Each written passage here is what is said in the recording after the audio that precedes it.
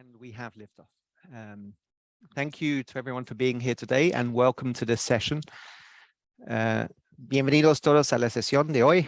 Vamos a hacerlo en los tres idiomas. Bienvenue à tous et à toutes à la session d'aujourd'hui. On va le faire en anglais, français et espagnol. If you need interpretation services, the instructions are on the screen. This is the last day of session, so I hope that by now you know how this setup works. If you download the Interactio app, if you haven't already got it, and I will insist on this because unless you're perfectly fluent in the three languages, English, French, and Spanish, it will be a struggle otherwise. With the code WWWeek 2020, choose this session and your language. If you can do so with earphones, that would be good so that you're not creating ambient environmental noise. Si necesita la traducción, aquí están las instrucciones en pantalla para los que son de habla hispana. Et si vous avez besoin d'interprétation pour la session, donc on va avoir le service en ligne. Enfin, je ne sais pas si quelqu'un d'autre ici ou ceux qui sont en ligne a besoin de ce service, mais en tout cas, si vous suivez les instructions sur l'écran, vous pourrez avoir accès à ce service. My name is Colin Heron, Water Resources Management Specialist for what we call Water Solutions for the SDGs at the Global Water Partnership, based here in Stockholm. I speak many languages, but not Swedish, unfortunately. So we'll be just doing in the three. And I will be the moderator for today's session, which we hope will be very interactive, very instructive for all of you. From now on, I'll just be speaking in English. This session is organized by UN Water, and the hard work of pulling this together has fallen on Klas Moldeus, my colleague here. He'll be talking in a minute. And we will have presentations of 3 case studies on accelerating SDG 6 on drinking water and sanitation from 3 countries around the world, Costa Rica, Pakistan, and Senegal. 3 countries with very different realities, very different geographical scope, natural ecosystems, very different socio-political, cultural realities. But all of them are focusing on different aspects of SDG 6 acceleration. Are these cases perfect? I'll let you be the judge of that. But in any case, they all have very interesting lessons that we can share. And that's the purpose of today's session, to learn from each other, to understand what countries are doing and what you could all be doing to accelerate progress towards the 2030 targets. So time is tight towards 2030, as time is also tight for today's session. We have 8 years until 2030. We have 90 minutes for today. Let's aim to be punctual for both of those and finish on time. So without more ado, I'd like to hand over to Klas to give us a bit of a context about UN Water's role and why we're here for this session. Klas. Thank you so much, Colin, and welcome everyone. It's great to see you here in the rather early morning. I'm Klas Moldeus, and I work with the UN Water Technical Advisory Unit, and UN Water is the coordination platform for UN's work on water and sanitation. We have 33 UN agencies as our members and over 40 international partners too. So just to say, and we're very happy to be here today. It's been a long road here, but in fact, the SDG 6 country acceleration case studies were published just a few hours ago. So it's really just published, and we're so happy to have representatives from the countries that were selected for this year's case studies here with us today to present, as well as representatives from the facilitating agencies. So a few words about the case studies themselves and the idea behind them. And the basic idea is that while we know that progress is largely off track on SDG 6, we also know that there are countries that have shown rapid progress and have shown that is possible on certain aspects of SDG 6. And the country acceleration case studies are really a tool to facilitate cross-country learning about how that can be made possible. So it looks at lessons learned from countries that have shown that rapid progress is possible, as well as how progress across SDG 6 targets can be achieved. And these case studies happen as part of the SDG 6 Global Acceleration Framework. So we hope that they will help to advance work on that and accelerate progress in countries. And they will continue to be 3 per year, also in the next coming years. So so next year there will be 3 new ones, and so this is the first 3. So we're excited about that, and we think that it's also a very good timing, because next year, as we all know, after this week, will be really the year of global water action, and we hope that these case studies can also help to inform, like, what are some of the key ingredients that can help to make transformative commitments also for the UN 2023 Water Conference. And yeah, before I hand the mic over, I just want to say that this has really been a collective effort in the UN Water family, and with the government partners and with other partners. So this year's case studies we have had facilitating agencies that have been UNDP, UNECE, UNESCO, UNICEF, and WHO that have led the work, but also in collaboration with the UN country teams and so on. So and government partners and other partners. So just to say that, and yeah, we were excited to have you here. Thanks. So this is an all of society effort, which we've put together for today, but as a representation of the all of society effort that we need to reach the 2030 goals. So as we've heard, we'll have 3 excellent case studies, 3 excellent speakers in 3 languages. Please remember that if you don't have the app yet, and I hope everyone's now downloaded it so that we don't have to show the slide again. I'd like to also invite our 3 speakers to speak slowly so that the translators can follow. And that's a mental note for self to also speak more slowly. And at the same time, acceleration is the word. So you have 9 minutes for each of these presentations. Please, for the audience, both here and online, if you can take note of any questions you have, there will be an opportunity to ask them directly to the speakers after. We'll have a panel session. So the first case study is from Costa Rica. It relates to the tariff for the protection of water resources in the country. That particularly relates to SDG 6.6 on freshwater ecosystems, also 6.1 and 6.2 on drinking water and sanitation, and of course 6.3 on water quality. We'll hear about the legal and financial framework for protecting ecosystems in Costa Rica and how that tariff is being applied in 3 specific areas of the country. I invite all of you to reflect upon this interesting case, how it could be relevant for your own national, international, regional, local circumstances. So without further ado, I'll invite my first speaker, Marco Cordero, to come up in front. I will also introduce Marco. Marco is the water manager for the Regulatory Authority for Public Services in Costa Rica. He has a master's in economy and 15 years experience in the regulation in the water and energy sectors, which is an interesting perspective. I think we can learn a lot from different sectoral approaches. He's a university professor in macroeconomy and environmental economy. And currently he's a promoter of changes in the regulation of drinking water and sanitation sectors in Costa Rica with an integrative and synergistic vision. So with that presentation of you, Marco, over to you. And Marco, you have 9 minutes. Muy buenos días. Muchas gracias por acompañarnos. Tarifa de protección del recurso hídrico. Adelante. Costa Rica es un país pequeño, apenas alcanza los 51.179 kilómetros cuadrados, pero tiene una superficie marítima de 589.000 kilómetros cuadrados. Es muy importante mencionar de que la población son 5 millones de habitantes y el 99% de la energía eléctrica consumida y producida es por energía renovable.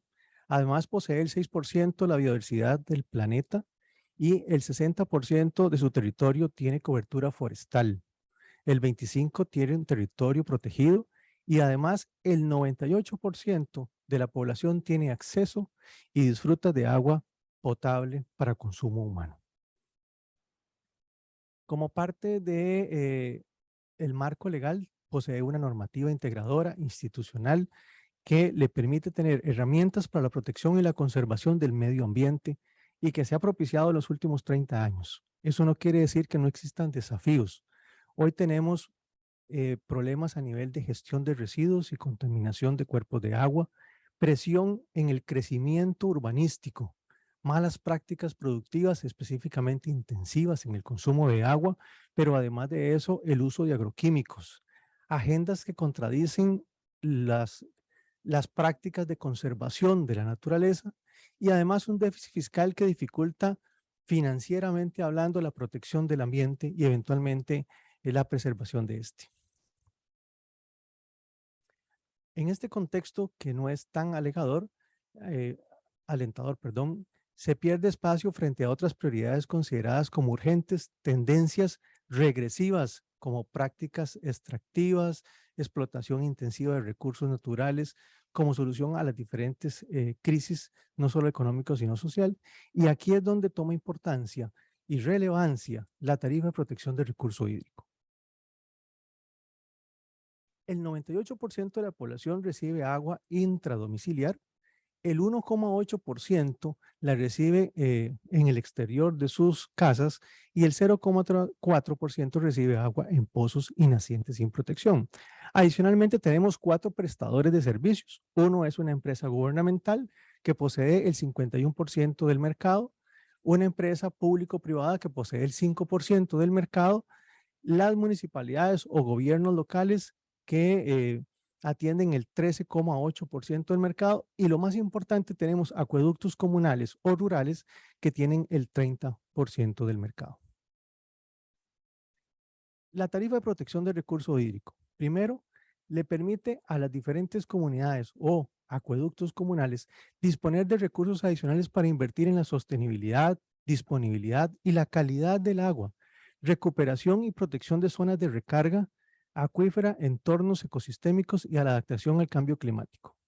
A partir del 2018, la Autoridad Reguladora de los Servicios Públicos dispuso de estos acueductos comunales y de los grandes prestadores de una metodología tarifaria que permitiera no solamente identificar cuál es la necesidad, sino además poder traducir esa necesidad en un proyecto y como tal poder dar una tarifa que le diera sostenibilidad en el tiempo, específicamente bajo una estrategia quinquenal que involucra etapas para los próximos 5 años de cómo llegar al objetivo planteado.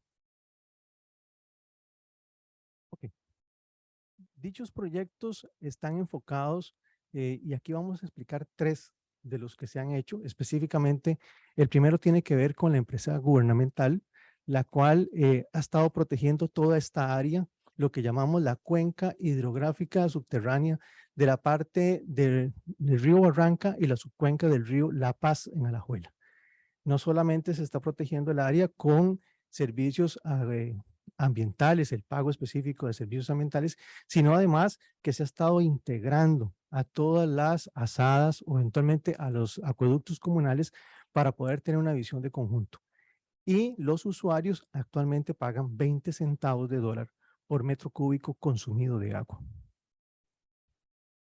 En el caso de la empresa público-privada, que es la empresa de servicios públicos de Heredia, involucra pagos de servicios ambientales de agua, estudios socioeconómicos para actualizar los montos de dichos pagos, estudios hidrológicos para la delimitación de las microcuencas y equipos para monitorear el suministro de recursos hídricos de 9 fuentes específicas.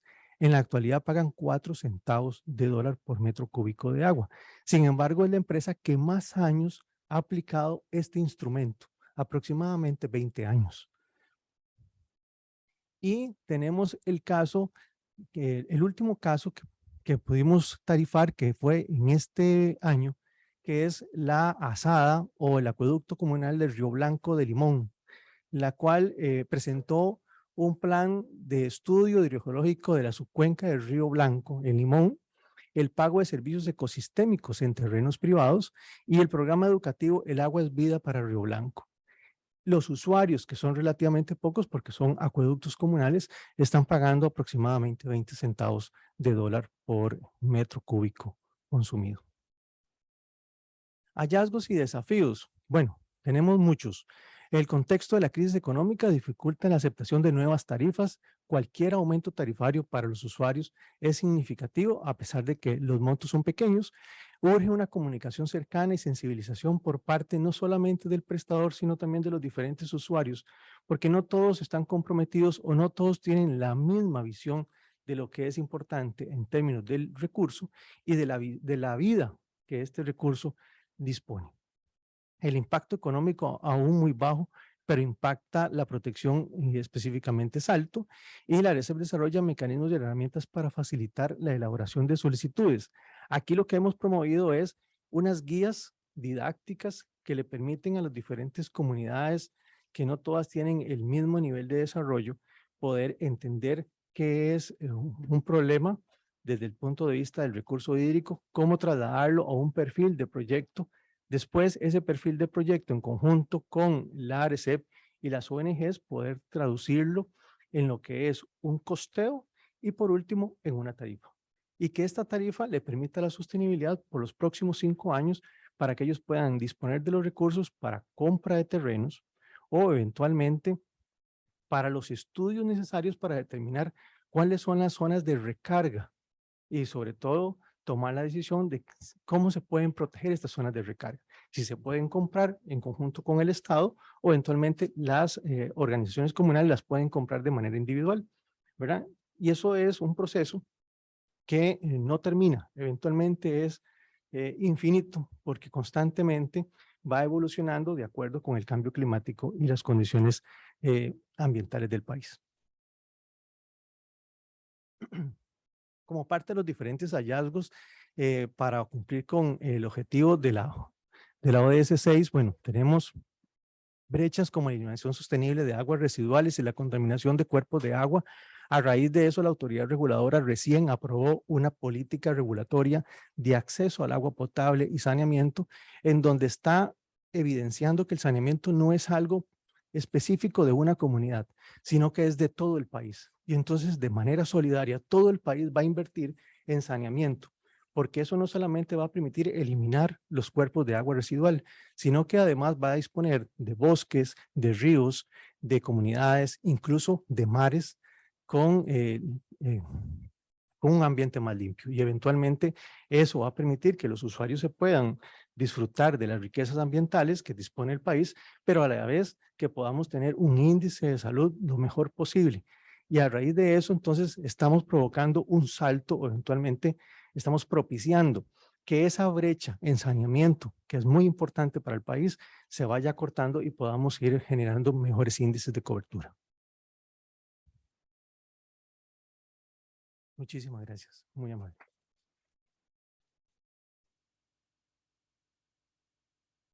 Marco, for the very interesting presentation. If you have questions for Marco, please note them down. We'll have a space later on for questions and answers. I have to say, well, first, very punctual, I like the 9 minutes, a lot of information there. Oh, sorry. And I think that it was a very interesting topic. We saw elements of Costa Rica's normativity, regulatory framework, its institutionality towards environmental protection, which predates in many cases the SDGs, but which now seems to be accelerating.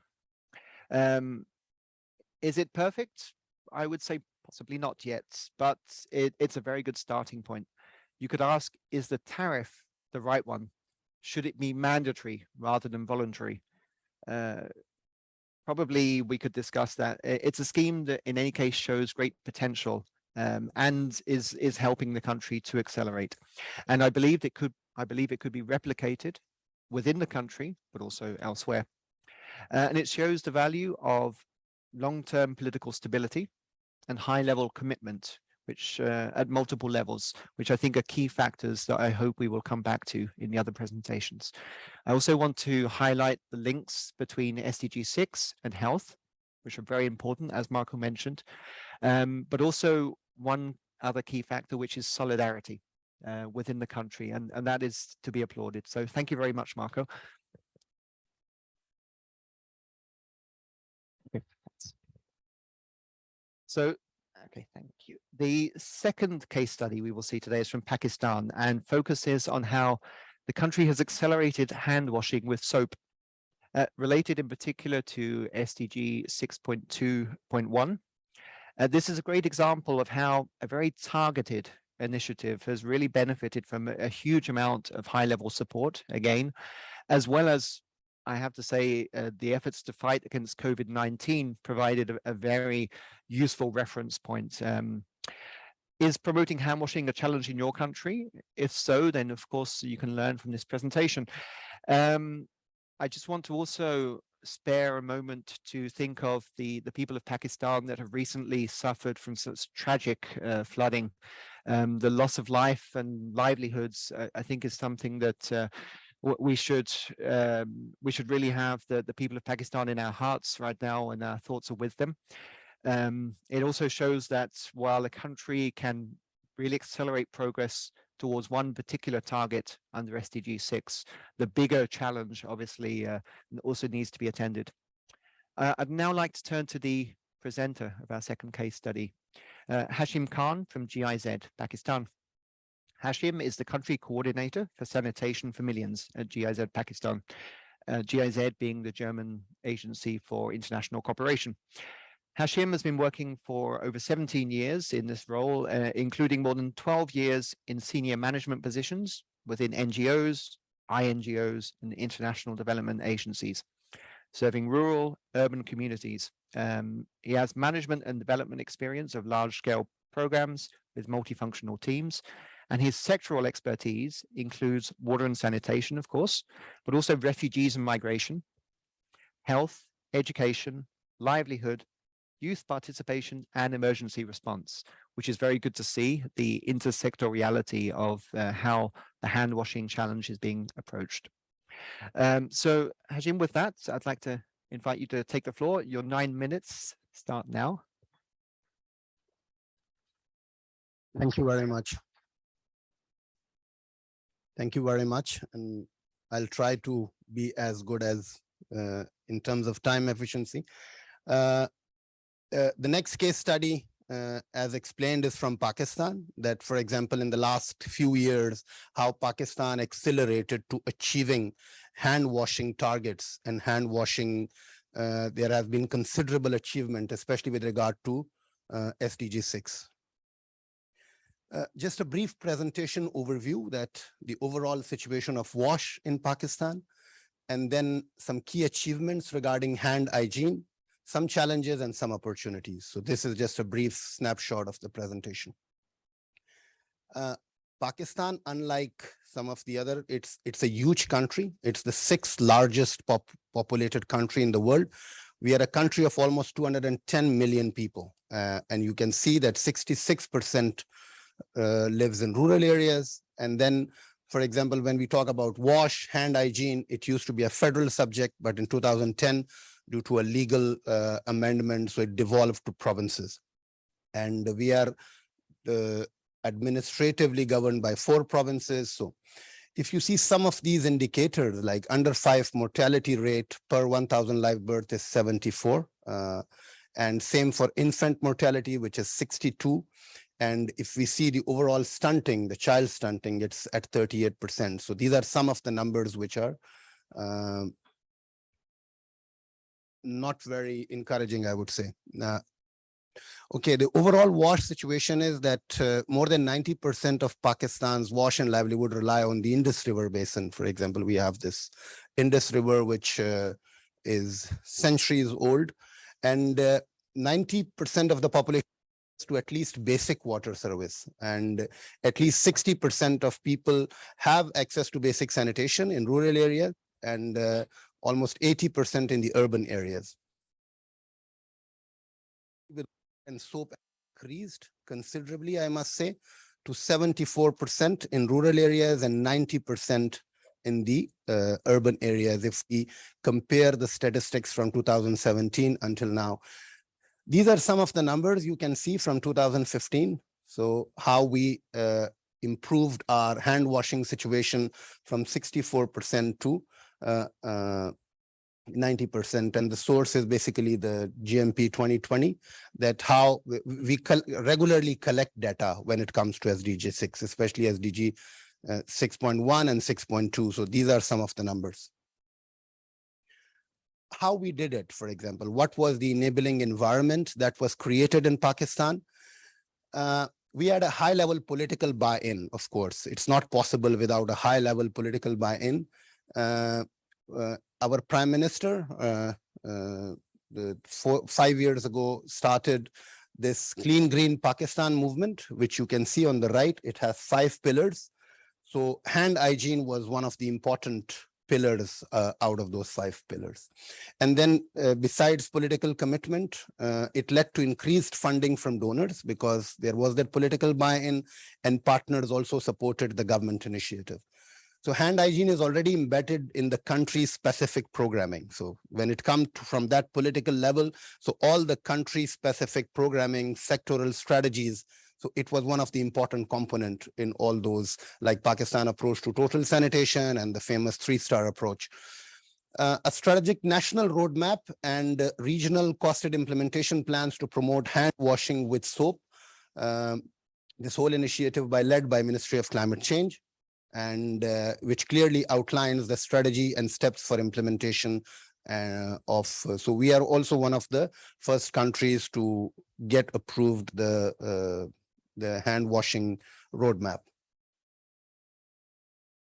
Some of achievements: a detailed planning and monitoring strategy is in place and is proposed for establishing a robust baseline, especially when we talk about schools, healthcare facilities.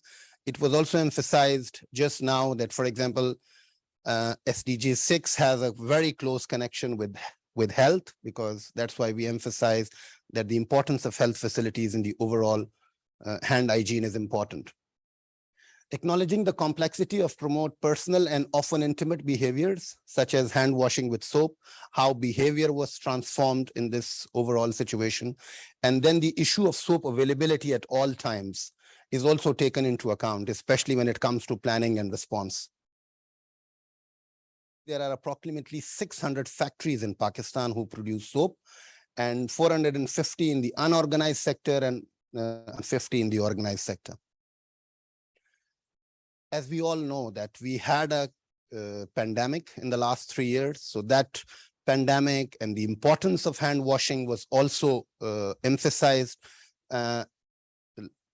Like, as I said, that, for example, there was a political buy-in, and then in 2019, 2020, there was a pandemic. So there was also increased emphasis on hand washing. As you can see that Pakistan, I must say, was one of the countries who has really done well when it comes to containing the COVID-19 measures.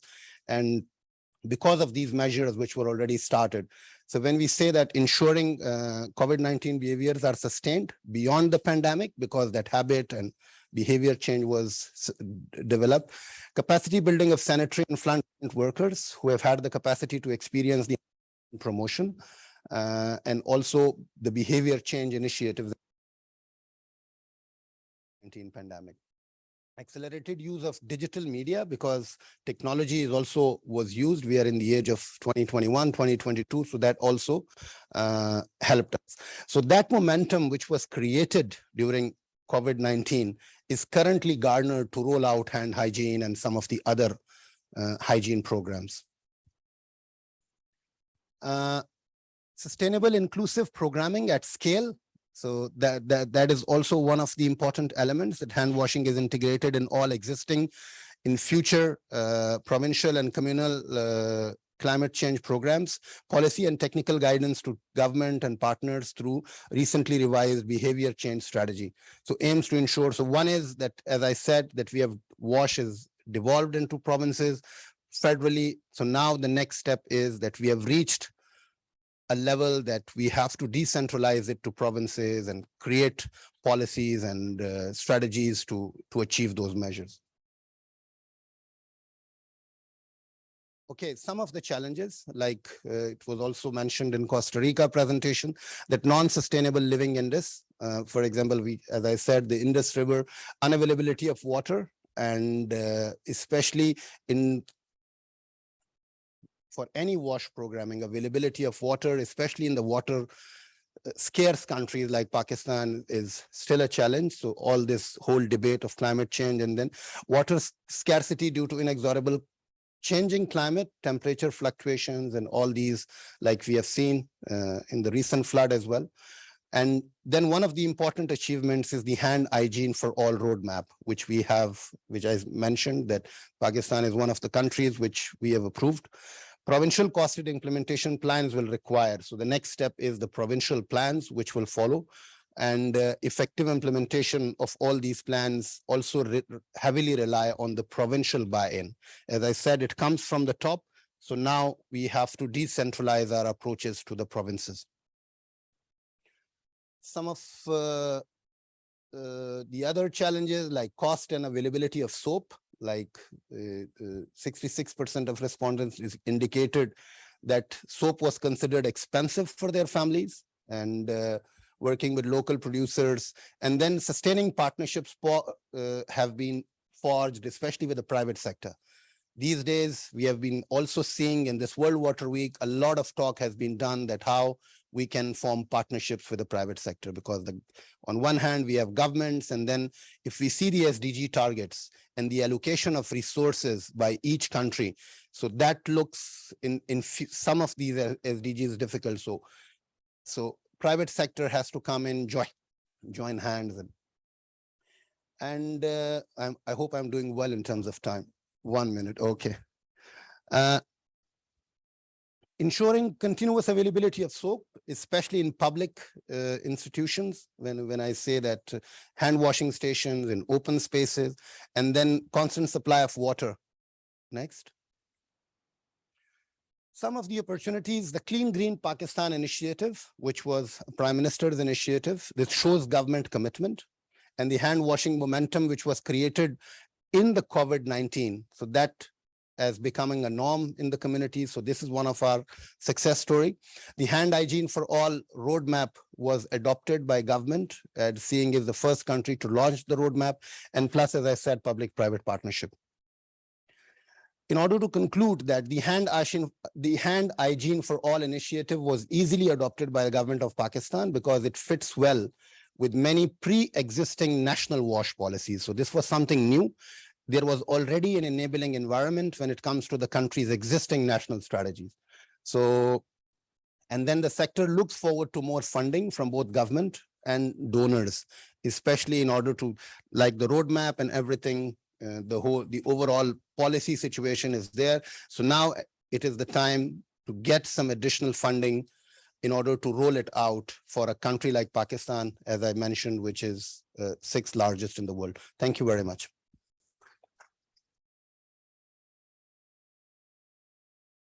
So first of all, I hope that there were donors listening to that, and that if they're interested, I'm sure we can put you in touch with Hashim afterwards.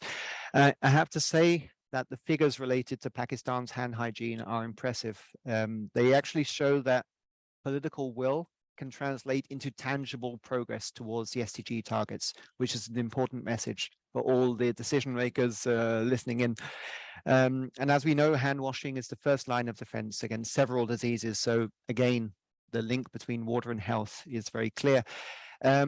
Yet what's interesting is that progress towards the target has required addressing some of the underlying issues and challenges, including cultural norms, including the issue of poverty. The theft of soap in hand washing stations is something that can be explained, but really negatively affects the quest to reach the 2030 targets. Behavior change doesn't come quickly, but it will take even longer if you don't get started. So the holistic approach is to be applauded in Pakistan, and I hope that other countries can learn from it. So Now our third case study from Senegal. It focuses on improving transboundary water management through enhanced cooperation between Senegal and its neighbors around both surface and groundwater. This focuses on SDG 6.5, on integrated water resources management, which, given that that's my day job, I have to highlight that that is also present in the other two presentations as well. The indicator, in fact, relates to just about every SDG 6 target because it's a process indicator. So I asked you as the audience, how could this presentation, how could this approach be relevant to your country's transboundary water management? So I would like to invite Nyoko Ndor, whose name I hope that I'm pronouncing correctly, to present the third case study. Nyoko has a degree in engineering agronomy from the ENSA, which is the National School of Agronomy. He also has a postgraduate degree in project management from the African Center of Advanced Management Studies and a master's in water management from the International Institute of Water and Environmental Engineering of Ouagadougou. He started his career as head engineer in research and development, and he's also worked for the Ministry of Water and Sanitation from Senegal, mostly within the Water Resources Management and Planning Department, where he's held a number of positions, including project lead and head of division. And he's been at the DGPRE since 2014. So with that presentation of you, Nyoko, we are all yours for the next 9 minutes, please. Merci beaucoup. Bonjour tout le monde. Donc, je vais vous présenter le cas d'étude du Sénégal. Speak fluent French, then this would be at a good time. Headsets out. If anyone needs help with the interpretation, then especially any latecomers, then hopefully the assistants here could help them, please, so that you can follow Nyoko's very interesting presentation. Thank you. So over to you, Nyoko. Thank you. Donc, je vais vous présenter l'étude de cas du Sénégal concernant l'accélération de l'ODD 6. Le Sénégal, c'est un pays de l'Afrique de l'Ouest et c'est un pays qui a une population environ de 17 millions d'habitants. La particularité du Sénégal en termes de ressources en eau, c'est que 88% des ressources en eau sont transfrontalières. Donc, vous voyez un peu. Et quand vous regardez un peu la carte, vous voyez, il y a à gauche, à droite du moins, là où j'ai mis le cercle, c'est là-bas où se trouve le fleuve Sénégal et le fleuve Gambie. Donc, c'est des fleuves transfrontières qui drainent les ressources en eau renouvelables. Hein.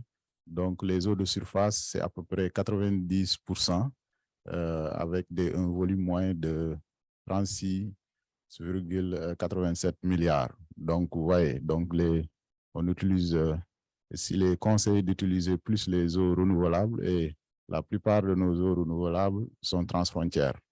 Donc, en termes de...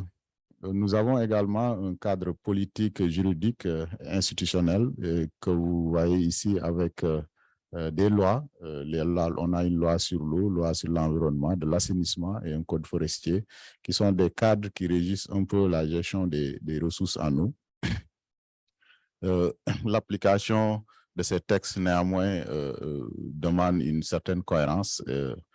Par rapport au niveau transfrontière, nous avons également deux organismes de bassin qui sont un peu cités en référence, qui est l'organisation de mise en valeur du fleuve Sénégal et l'organisation de mise en valeur du fleuve Gambie, qui sont des organisations créées dans les années 70 suite à une forte sécheresse dans nos pays.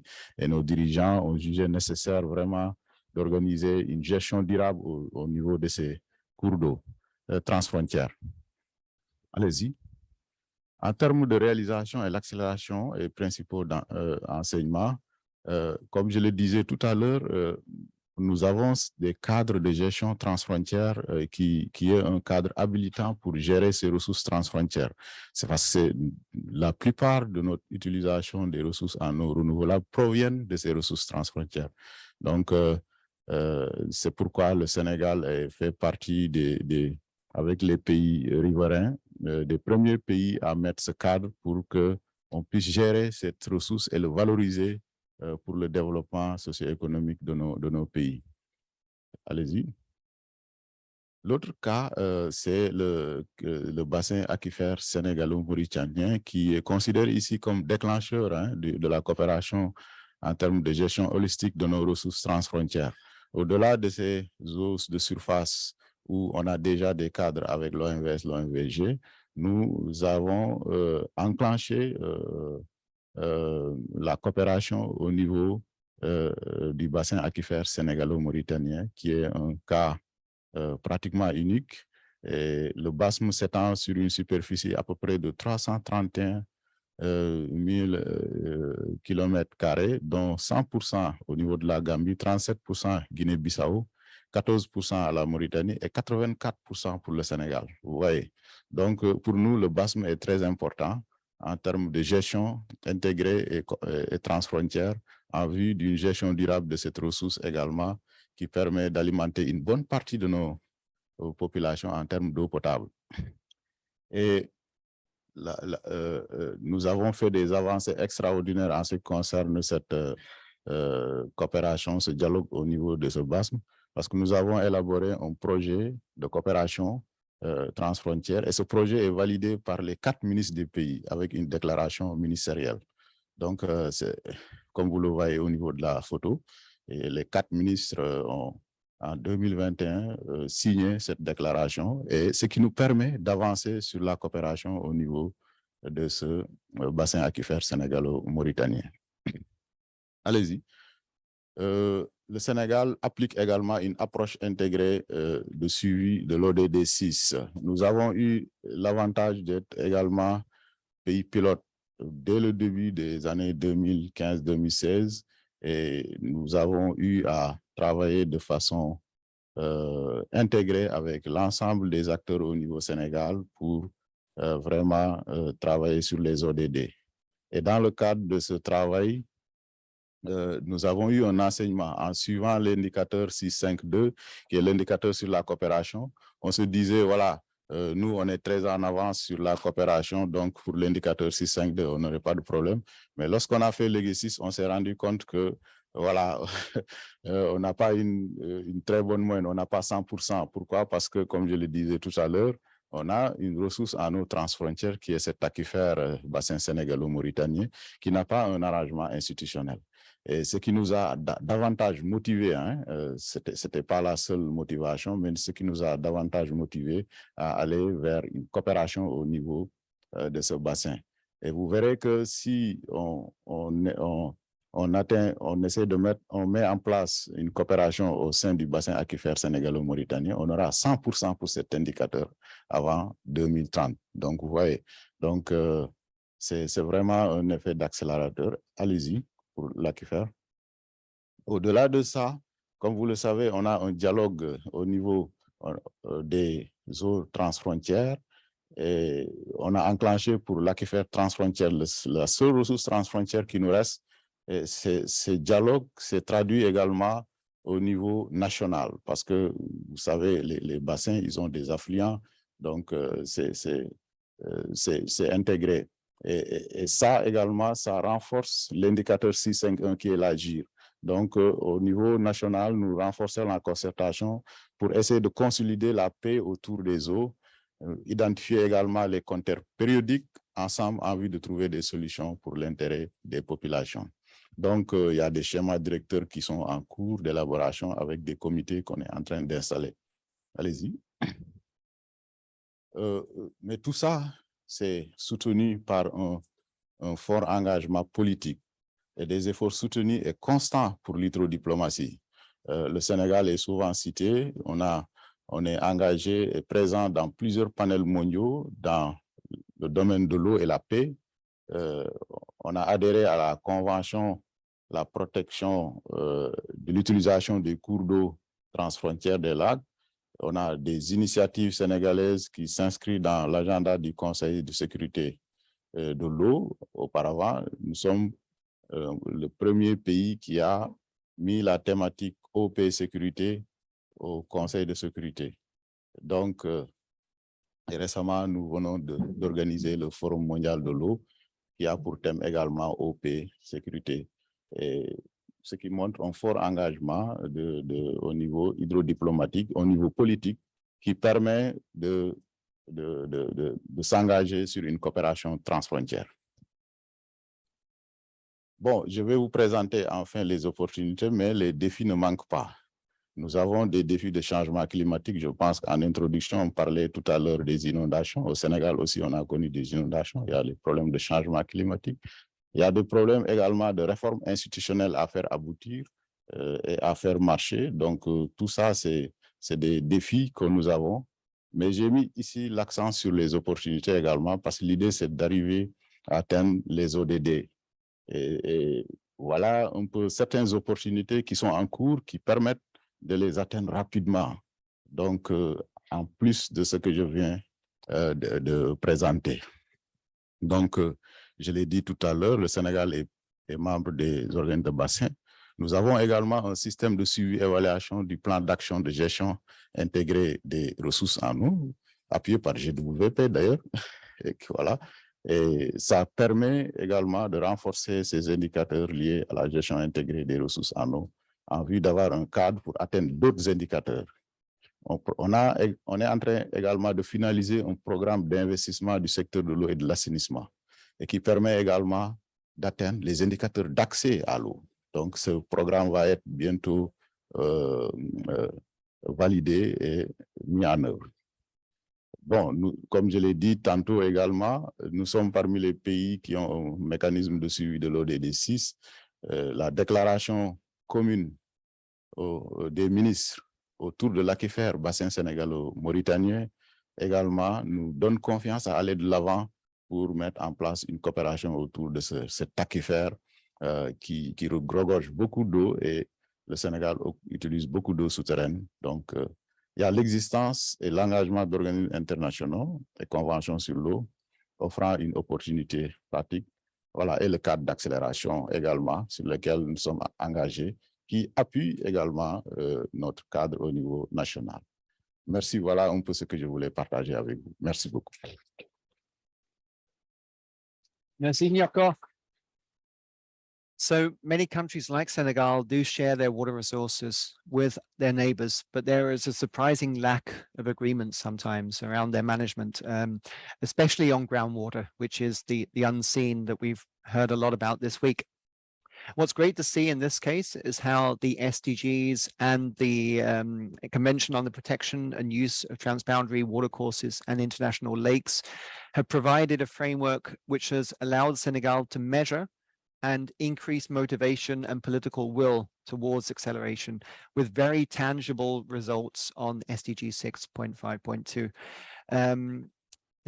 That alignment has then been possible from the international context, national, transboundary basin. The inclusive dialogue and the participation and the strong leadership, I think, over a period of time have all been key success factors. So thank you to the three presenters we've just seen and the three teams that worked with them on preparing these case studies. I'm sure that, like me, you've been noting your questions as we've been listening to these presentations, and you will have the opportunity to ask these to our presenters. So what we're going to do now is on the Pathable platform, which I hope that all of you know how to work, and I will probably have class manage this. If you are logged into this session on Pathable, there is a poll with 2 questions. So this is a good time for all of you to get your mobile phones out or your laptops for those who are here. Those who are online, you may need to open this in a separate window. And we have 2 questions for you. The first is a word cloud. The word cloud is, and I'll read it because you can't yet see it on screen. It's what key elements of the cases that we've just seen do you think could potentially most help to accelerate SDG 6 progress? So we want just keywords of what you've seen. It could be political will. It could be the legal framework. It could be the alignment between the different levels. It could be many, many things. many of which I haven't mentioned probably. So we would like to get the word cloud up to see what we can extrapolate from these three presentations, which will inform subsequent efforts to accelerate SDG 6. So we can see the start of this word cloud forming. I don't know if we have to update it. So we will see. Hopefully there's more than a couple of entries there. Political will and political commitment, I agree, are very important factors. Okay. Are those the only factors though? Yeah, you might need to F5 it or. Okay, this is the part where we see if technology is on our side.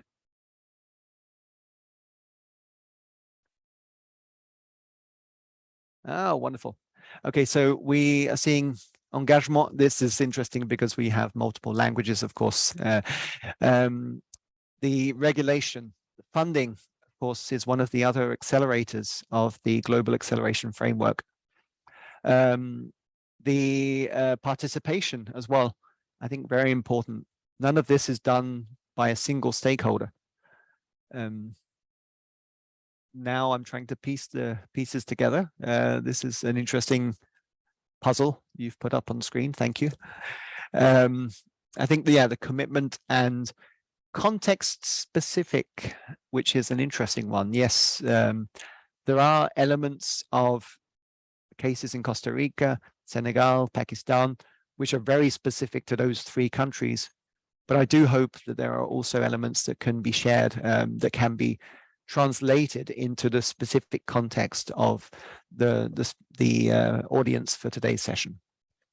Political is coming to the fore as probably the biggest word, which is, I think, an interesting take on this. So maybe we all need to mobilize our political decision makers and leaders. Community is another key word, very interesting. So you can continue to populate this word cloud as if you have any more keywords. The second question, though, is if you have any specific questions for our three speakers.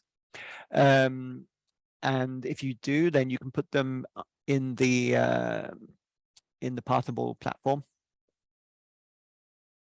You can also vote for other questions. So if there's a good one there, you don't have to add an additional question.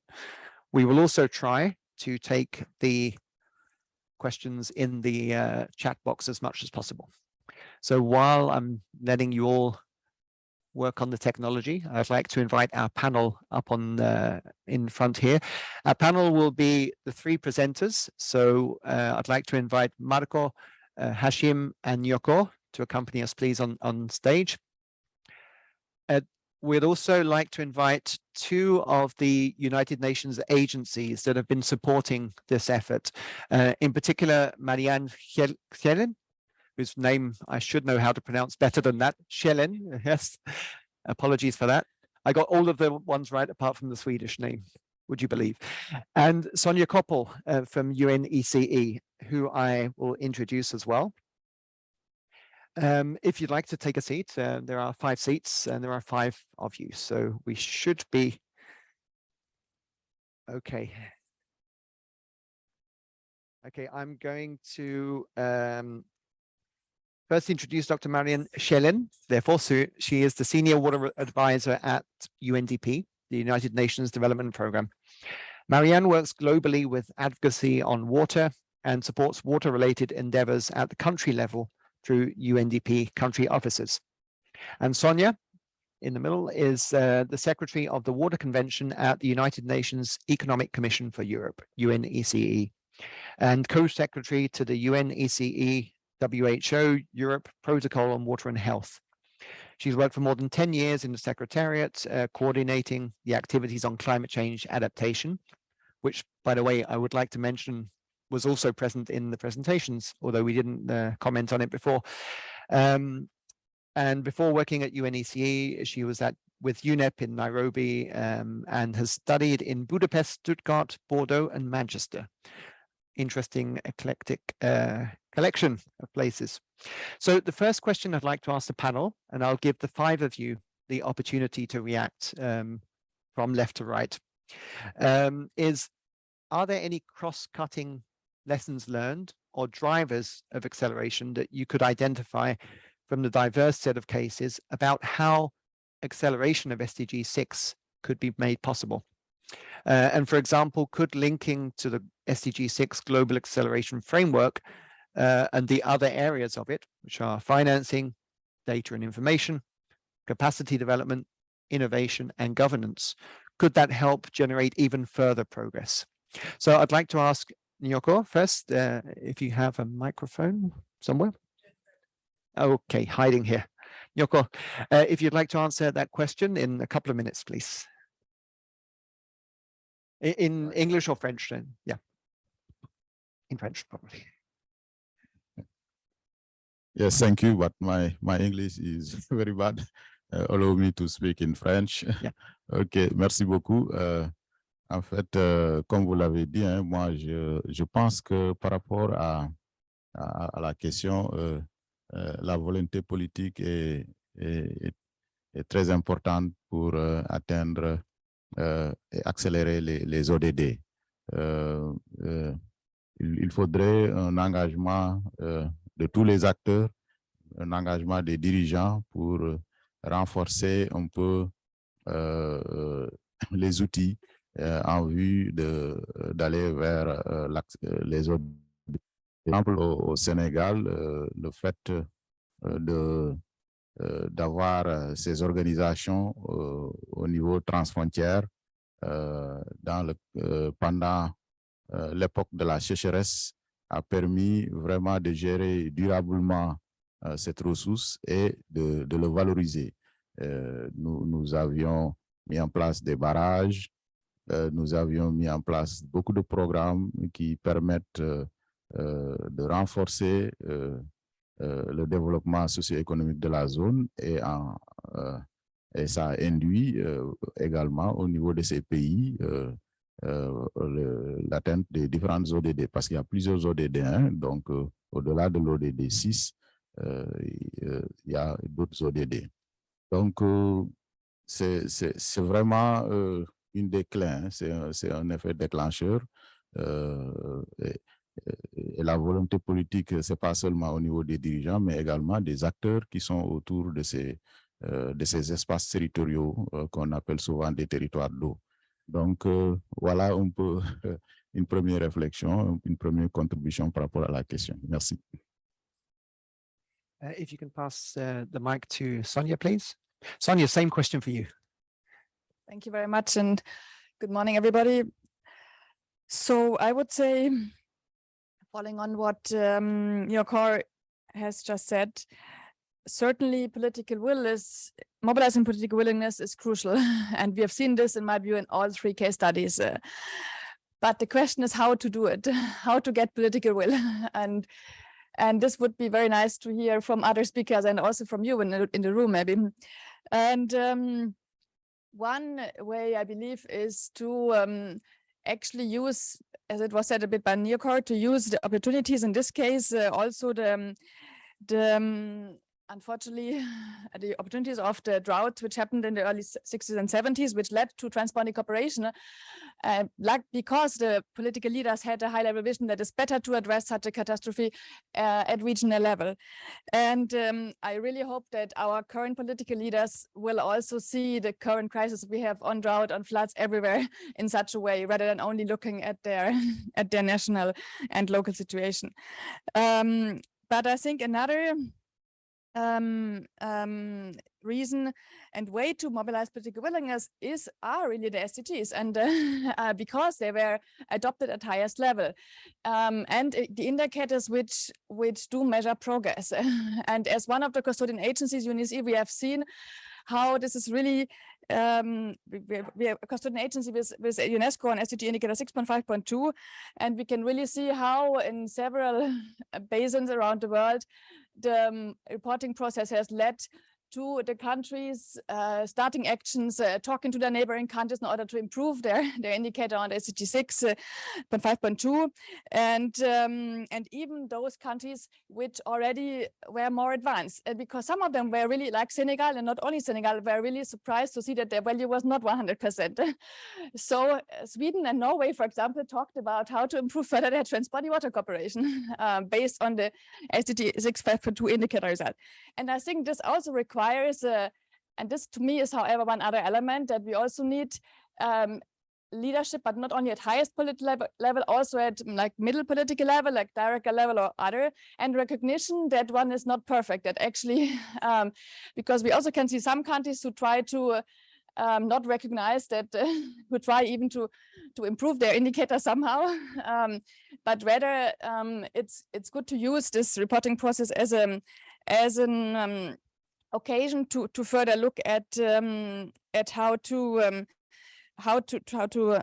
move forward and really achieve the SDGs. Then on the other hand, I also believe, now looking a bit more at trans-boundary water cooperation, which is obviously often a difficult and sensitive and political process.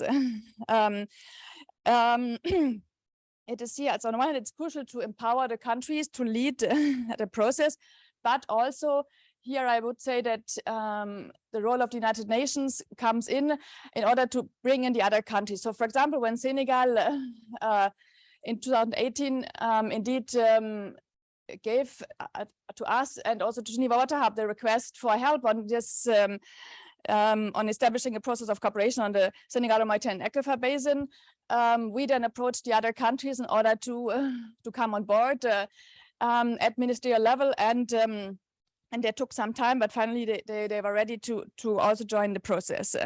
And here the United Nations, and particularly also I would say the Water Convention, which is a global legal and intergovernmental framework for trans-boundary cooperation, plays a role as a neutral facilitator somehow. Yeah, and finally, also for us, even as a Water Convention, I think it's also very useful that we have some flexibility to reply to such requests. Because while we do have a work program, there is some flexibility also thanks to some of the donors who are supporting this process, such as European Union or SDC. So yeah, thank you very much. Hashim, the same question to you. What are the cross-cutting drivers of acceleration that you've seen from these presentations?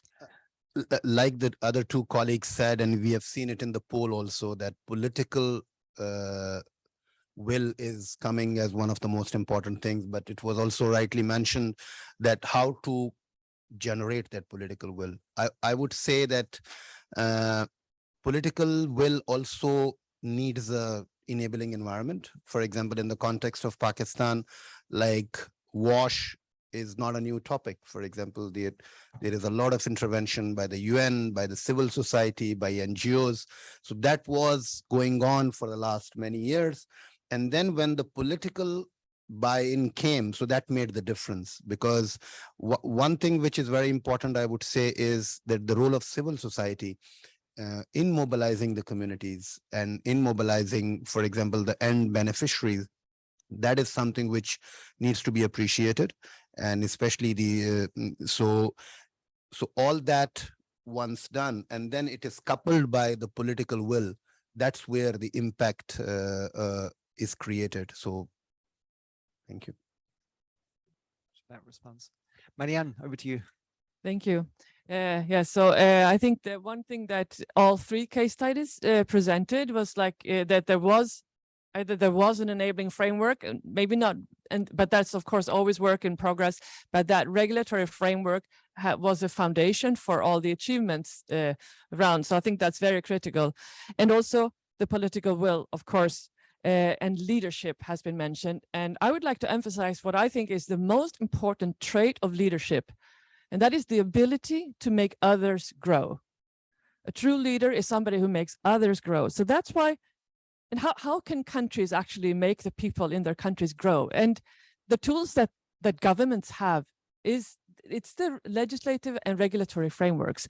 That is the framework that can set in place to allow people to achieve their aspirations in their countries. So, and that's still at the disposal of them. And for example, also we heard from the presentation in Costa Rica that almost a third of the country's population is served by communal systems managed by communities. And a couple of years ago, I had the fortune of participating in a regional meeting of communal systems. And I was surprised to find that it was not like they were providing water for their communities because the government was not doing it. No, they were actively building their own development and were totally proud of doing that, and not replacing anyone else, but taking responsibility for the development in their areas. And that pride I was happy to see. And I think it's also, that's an important aspect of the human right to water and sanitation, where it's not only the access, but also the right to influence the way that services are provided. That's part of the human right to water and sanitation. So that is the civil society engagement, and this thing is so important that it's something that is in conjunction with the whole of society. So with that, I just want to congratulate all governments that do pay attention to providing those conditions for their societies and the people to grow. So thank you. Thanks. Thank you very much, Marianne. So Marco, to finish this round, the same question to you in Spanish, of course. What are the cross-cutting elements that would allow greater acceleration of SDG 6 from what you've heard? Como vimos en la presentación original, el acceso al agua potable en Costa Rica no es un problema en sí, sino la gestión del recurso. ¿Cómo podemos promover que el usuario o eventualmente la población del futuro pueda tener acceso al agua potable? A raíz de eso, la autoridad reguladora, en conjunto con el ente rector desde el punto de vista político, el prestador de los servicios y los usuarios, hemos generado una sinergia de tal manera que el trabajo sea de manera conjunta y que todos podamos priorizar no solamente el recurso como tal hoy para gestionarlo de manera inteligente y poder incorporar la tecnología, que es algo que requeremos en la prestación del servicio de agua potable en Costa Rica, cómo hacer medición inteligente, macro y micro medición, cómo tener control sobre la oferta y la demanda del recurso para poder propiciar que las futuras generaciones puedan tener también acceso al agua potable. El reto está no en el acceso al agua potable hoy en sí, sino más en el uso del agua residual, en el tratamiento de esas aguas residuales y cómo podemos ir integrando esta otra parte de la ecuación dentro del quehacer normal de los usuarios. Normalmente el usuario se queda con lo que ve y no precisamente con lo que no está viendo y cree que nada más es de desechar el agua y le traslada el problema a otro. En la realidad también es un problema del usuario, el disponer de esa agua y devolverla al medio ambiente de la manera correcta. Bueno, hoy tenemos una brecha importante en Costa Rica en tratamiento de agua residual. Tenemos que trabajarlo de manera conjunta y solidariamente, como inició también otros servicios públicos en su momento. Y ese es el reto de la Autoridad Reguladora de los Servicios Públicos, generar esos puentes entre el prestador, el usuario, y que no involucre tarifas que sean ruinosas o eventualmente poco accesibles a los usuarios para promover ese cambio, no solamente en la cultura, sino en el uso del recurso. Very good set of responses there. And it's an interesting topic that we'll touch upon further as we move towards the 2030 targets, hopefully. There have been some very interesting questions that came in from the audience. So I'd like to actually group the first two of them together, and I'm going to read them out so that our presenters here don't get a quick neck. And the first two I would group together a little bit. One particularly for Marco, which is around how do we ensure that public-private partnerships are transparent and fair? And related to that, and I'll turn that question then to the other two country speakers as well, which is that we know that corruption in the water sector is widespread. To what extent are corruption or integrity challenges in the three countries, either at the high level or the stakeholder interface, interfering with the fast tracking of SDG 6? And have there been any actions taken to reduce the risk of corruption? So I'd like to start with Marco, if you would like to take those two difficult questions, but important ones. at this cooperation with shared resources? Gracias.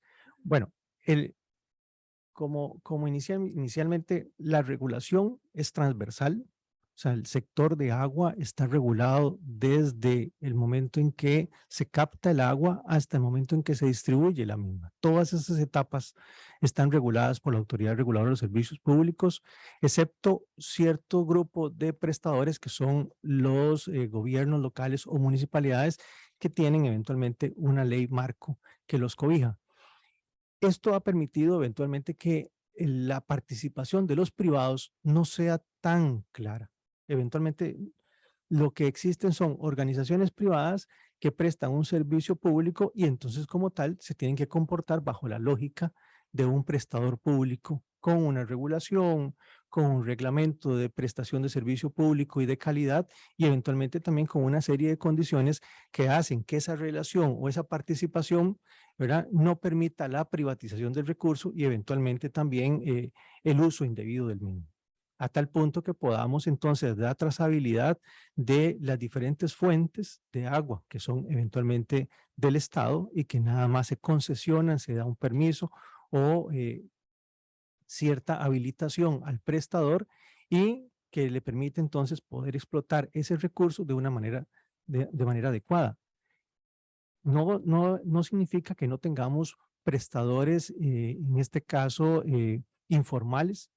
De los 1.382 prestadores comunales, tenemos cerca del 15% que es informal, que es relativamente poco, pero que a la vez conlleva un proceso de no solamente legal, sino también de convencimiento para que sean formales, porque muchas veces es un asunto de pertenencia del recurso. Entonces, las comunidades no quieren renunciar a esa pertenencia del recurso y por lo cual no quieren firmar ese convenio de delegación con el Estado para tener la tutela y eventualmente poder hacer también las inversiones o porque muchos de las comunidades han invertido en ese recurso en tanques de captación, en tratamiento, en distribución y no quieren trasladar esos activos a manos del Estado. Entonces, ese ejercicio es el que hace que ese 15% hoy se mantenga de manera informal, pero eventualmente la participación del sector privado o de la inversión privada realmente ha sido muy controlado, producto de que todos tenemos una cierta, digamos que, convicción de que el recurso de agua potable es para todo el país y eventualmente hay que protegerlo. Thank you so much for that, Marco. And I would highlight that corruption exists both within the private, but also the public sector and in the interface between them. So it's good to reflect on that. Hashim, would you like to take the same question in the case of Pakistan? How has corruption been an obstacle? And if so, have there been any specific measures taken to combat that corruption or the risk of? I think I would take it more as a general question to all developing countries, not only Pakistan, because one thing is obvious that governance is a challenge, and which is true, not only for Pakistan, but some of the other countries. So how we need to address the governance challenges, which includes all the other, because there the debate comes that there are, let's be honest, there are lack of capacities in some sectors, right? So all the governments, they need technical assistance and technical support to address the governance challenges, especially on technical topics, right?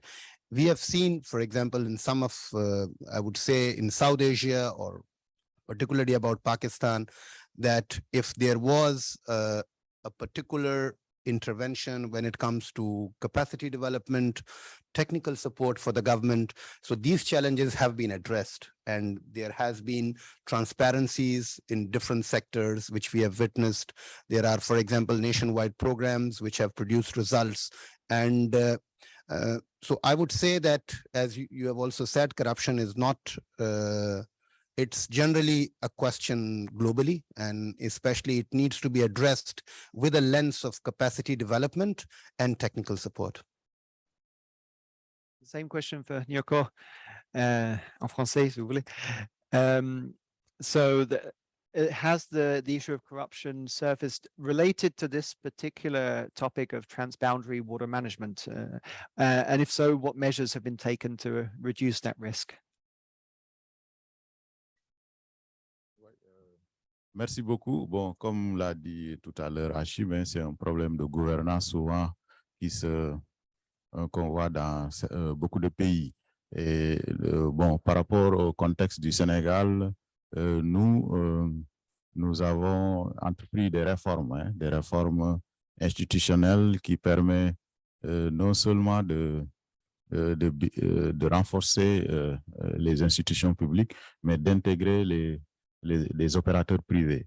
Par exemple, si je prends le cas de la distribution de l'eau au niveau urbain, depuis les années 90, nous avons entrepris des réformes et on a mis en place un opérateur privé et puis une société de patrimoine public et ce contrat est bien géré et ça a été même montré par la Banque mondiale dans plusieurs pays.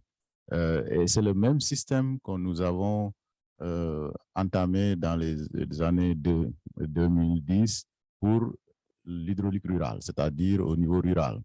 Il y a une société de patrimoine qu'on a mis en place et puis des opérateurs privés qu'on est en train d'installer. C'est en cours, ce n'est pas encore terminé. Donc ça permet de renforcer cela. L'autre aspect, on a entamé une étude pour mettre en place la régulation au niveau de ces secteurs, du secteur de l'eau et de l'assainissement.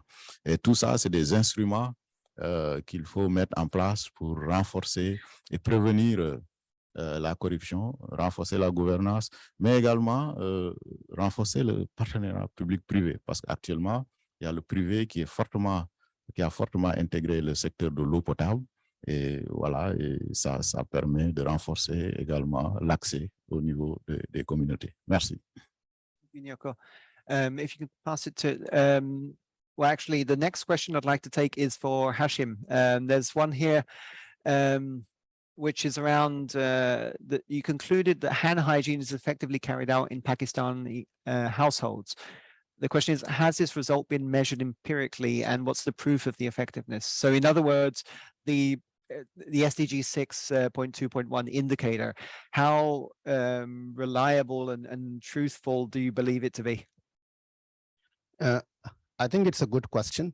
When we, for example, when we claim success in a particular field, that then the question comes that, for example, how has it been measured, right? I will not talk about some of the other SDGs, but when it comes to SDG 6, especially SDG 6.1 and 6.2, there is a lot of credible data which is received regularly, and that data is analyzed and the reports are generated. So especially if we see the overall indicators, Pakistan has done well when it comes to SDG 6. And we have seen it, for example, we can see some of the global indicators like the GMP indicators 2020, which I have also mentioned in the slides, that these are some of the evidence and data that when it comes to achievements and accelerations, so there Pakistan has done well. Thank you. And I'd like to take a question that I will ask first Marianne and then Sonia to reflect on. It's about the unseen in terms of the underserved rural communities, the often underseen members of our society. SDG 6 and all of the SDGs are supposed to be about leaving no one behind. But the question, while it gives a particular case of a slum in outside San Jose, which I don't think we would get into the detail of that, but the question for all panelists is, how do we minimize the unintended consequences on vulnerable communities that sometimes come at the cost of broader progress towards critical goals? And I'm deliberately asking that question first to Marianne and to Sonia, since this is the objective of development, right? Funding, we support because we believe that this will generate progress. But how can we first ensure that no one is left behind? And secondly, minimize the unintended externalities of that support? Marianne. Okay, thank you. So, well, let me take on the point of like the most vulnerable, and in this case here, an excluded urban community. I think that I think again coming back, of course, it's the political will expressed through the enabling framework of the government to include everyone. And there we have, I mean, regulation of service provision in some countries is actually not even allowing service providers to operate in informal areas. So we even have, I mean, we even have a ban on serving them in some places. But in other cases also, the way pricing is done is often not conducive to serving low-income populations, which means that very often also there are informal providers who would provide services often at market prices, or there is a lack of provision of services that also have high health costs and give people have to spend a lot of time to find water, a way to how to use the toilet, and also the cost of the health cost of that not operating. So what I would like, when it comes to what can like the international community do, I think it's really important that we build from below. So the financing, if we have finances at our disposal, let us make sure that this support the systems to serve everyone. I think that sometimes investments come in at the upper level and the international donor might be deciding, oh, you should invest here or there, or we put a pipeline here. But that the international investor or donor will never know the details of the system. So only when the service provider in that area decides how we're going to invest, how do we stop leakage, how do I reach all the people in this area, hopefully the easiest way to establish an entitlement over a service. So it's by paying for the service. And that is how it's operating informally in most places. So if we can really help the system to continue to serve them and serve them in a better way, that's what's really needed. I think the subsidies or the international support should go to the people directly. I would be very, very happy to, if there are regulators or service providers, they're happy to design systems to have not even subsidies on the tariffs, but actually a reimbursement to the people that have for years been paying over extremely high prices to informal vendors. Those are the people that need compensation. And if we can guarantee that they are always able to pay their services as they have done forever, that's also a more safe space for public utilities or formal service providers to also enter into the space and servicing low-income population. So I would say help directly those people. That will have to be, of course, through local authorities and these to be able. I think the tool we have that's functioning so far best is to pay for the services.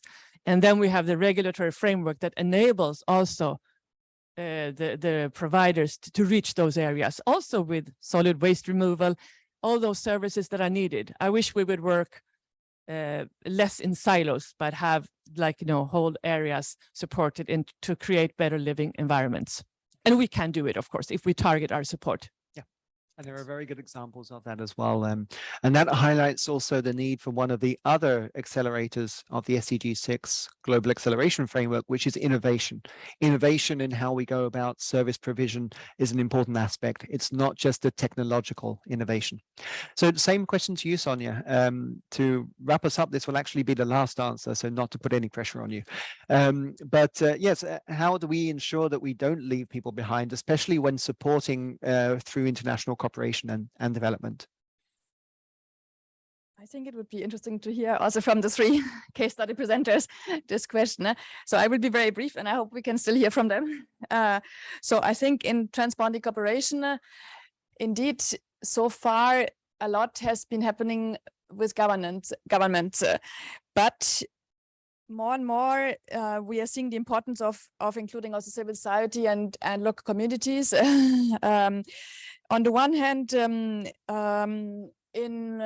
also in basins where there's no cooperation yet, or where there are issues and problems with cooperation, like we see the network as in the Nile Basin, or EcoPeace working on the Jordan Basin, and or we see another basin in Dniester Basin between Ukraine and Moldova, where one NGO association, Ekotiras, really was instrumental in pushing for the agreement and for the commission to be established. And I think there are also at least some basin organizations now which have permanent water user commissions, such as the Senegal Basin Development Organization. But certainly, this is a topic which has to still be much more prioritized and discussed, and lessons learned need to be learned between basins. And this is also foreseen to be happening in the framework of the Water Convention in the next few years. And actually, I said that you would be last, but I think Marco wanted to jump in specifically on this question. So if it's okay, Nyoko, to leave Marco to have the last word on this question, since it was also addressed to him initially. Sí, gracias. Cuando tenemos comunidades marginales, como en el caso de la Carpio y muchas otras, la autoridad reguladora, específicamente la Junta Directiva, propició la incorporación de, digamos, de una política, y es que las empresas prestadoras deben de invertir un 1% de los ingresos tarifarios en proyectos de bien social. Con esto nos estamos garantizando, al menos, de que ya es una prioridad trasladar cierta cantidad de recursos para este tipo de comunidades donde la medición o eventualmente la prestación del servicio no se da porque no hay tenencia de la tierra. Y en Costa Rica, el servicio público solo se puede dar para el dueño del terreno. Es algo que está propiciado desde el punto de vista legal, que lo que hace es garantizar que el dueño del terreno va a ser también el responsable de poder hacer frente a las obligaciones que conlleva un servicio público. Bueno, en el caso de muchos de estos caseríos o eventualmente zonas marginales, es que no existe, ¿verdad? La tenencia de la tierra, porque son terrenos que a veces son del Estado o de particulares, y entonces hay una dificultad en la prestación del servicio.